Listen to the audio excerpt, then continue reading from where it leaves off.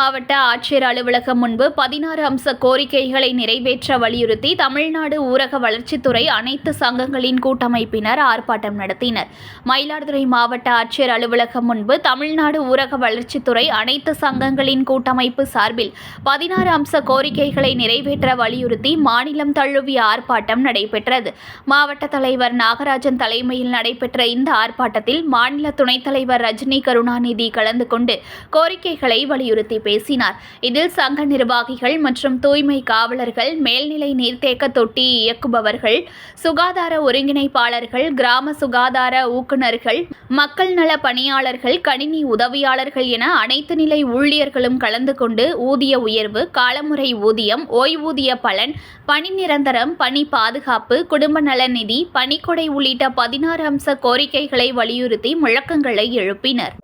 தமிழ்நாடு ஊரக வளர்ச்சித்துறை அனைத்து சங்கங்களின் கூட்டமைப்பின் சார்பில் இன்று மயிலாடுதுறை மாவட்ட ஆட்சியரகத்தின் அருகே நடைபெற்றுக் கொண்டிருக்கின்ற இந்த போராட்டமானது ஊரக வளர்ச்சித்துறையில் அடித்தட்டு பணியாளர்களாகிய ஊராட்சி செயலாளர்கள், தூய்மை காவலர்கள், தூய்மை பணியாளர்கள், ஓஎஸ்டி ஆபரேட்டர்கள் மற்றும் எம்ஜிஎன்ஆர்ஜிஎஸ் திட்ட ஒருங்கிணைப்பாளர்கள், ஊரக வளர்ச்சித்துறையில் பணியாற்றக்கூடிய வட்டார மாவட்ட சுகாதார ஒருங்கிணைப்பாளர்கள், கிராம சுகாதார ஊக்குநர்கள் என மக்கள் நல பணியாளர்கள் என கணினி ஆபரேட்டர்கள் என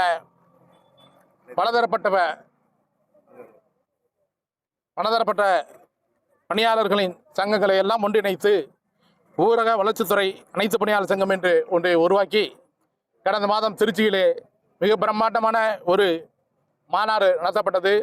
அதன் தொடர்ச்சியாக அந்த மாநாட்டிலே ஏற்கப்படாத கோரிக்கைகளை வலியுறுத்தி இன்று மயிலாடுதுறை மாவட்ட ஆட்சியரகம் எதிரில் 16 அம்ச கோரிக்கைகளை வலியுறுத்தி இந்த ஆர்ப்பாட்டம் நடந்து கொண்டிருக்கிறது.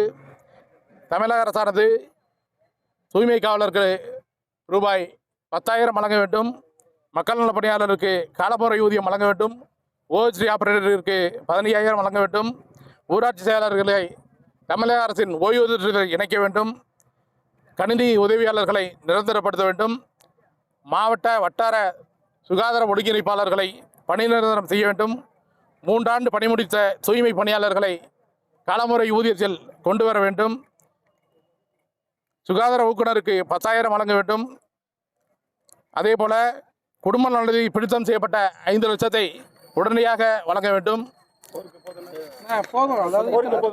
இத்தனை கோரிக்கைகள் இதில் இடம்பெற்றுள்ளன. நாங்கள் தமிழக அரசை எனக்கு கேட்டுக்கொள்வது, இந்த போராட்டத்தின் வாயிலாக இந்த கோரிக்கைகள் அடிமட்ட பணியாளர்களுக்கானது. இதனை உடனடியாக நிறைவேற்றி தர ஆவணம் செய்யுமாறு உங்கள் அன்போடு கேட்டுக்கொள்கிறோம். இந்த போராட்டத்தின் வாயிலாக இந்த கோரிக்கைகள் ஏற்கப்படுமாயின் மகிழ்ச்சி, ஏற்கப்படவில்லை என்றால் அடுத்த 2 கட்ட போராட்டம் அடுத்தடுத்து நடைபெற உள்ளது என்பதை தெரிவித்துக் கொள்கிறேன். இது ஆர்ப்பாட்டம். செய்திகளை உடனுக்குடன் தெரிந்து கொள்ள லைக் பண்ணுங்க, ஷேர் பண்ணுங்க, சப்ஸ்கிரைப் பண்ணுங்க, மறக்காம கமெண்ட் பண்ணுங்க.